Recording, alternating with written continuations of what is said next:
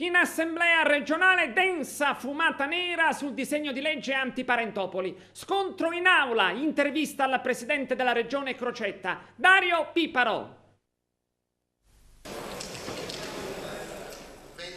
Se fai il deputato regionale non puoi fare affari con la regione. Se sei garante degli interessi collettivi non puoi mischiare i tuoi interessi privati. Questo è il sunto più sintetico ed essenziale che si può trarre dal DDL antiparentopoli. Da un punto di vista più analitico, però, emergono aspetti sicuramente più ampi. Chi ha coniugi ascendenti, discendenti, insomma parenti fino al secondo grado, che abbiano contratti di appalti, concessioni di lavori e tutta una serie di interscambi con la regione, sono incompatibili con la carica di deputato regionale. Stesso discorso si estende ai componenti della giunta, che non potrebbero concedere lavori, appalti e contribuzioni a familiari o coniugi. Questo è il testo più o meno stenografico dell'articolo 1 e 2 del disegno di legge, che fanno salvi però i contributi, sussidi o garanzie che discendono da leggi di tutela della persona e della famiglia. Gli scandali della formazione sono sicuramente stati indicativi in merito a una problematica sommersa ma altamente incisiva. Adesso però, indicazioni a parte, il punto riguarda l'Assemblea regionale che ha rispedito al mittente il DDL evidenziando ancora una volta la cagionevolezza della maggioranza.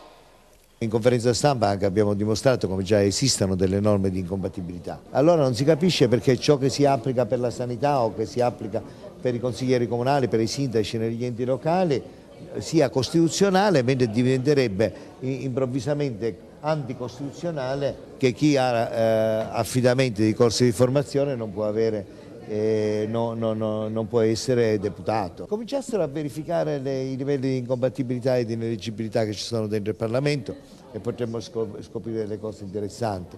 Noi abbiamo presentato una legge per cercare di dare un segnale anche di tipo etico ai siciliani che c'è un Parlamento che vuole fare sul serio sulla questione morale, però credo che a questo punto nessuno può fare lo scaricabarile.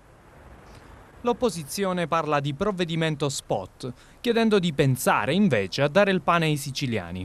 Appurare che il panettiere sia affidabile, considerati i trascorsi, sembra però tutt'altro che secondario. Ma a questo punto le difficoltà sembrano crescenti, specie nella maggioranza. Marco Forzese, presidente della Commissione Affari Istituzionali, attacca Ardizzone, presidente dell'Ars, etichettandolo come uno struzzo che nasconde la testa e rimanda la palla indietro.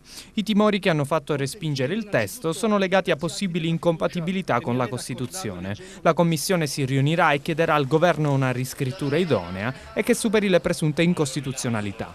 Un testo sacrosanto che rispetta ogni regola, secondo Forzese, che annuncia un incontro con il commissario di Stato e lancia un'istanza a Crocetta, chiedendogli a questo punto di metterci la faccia.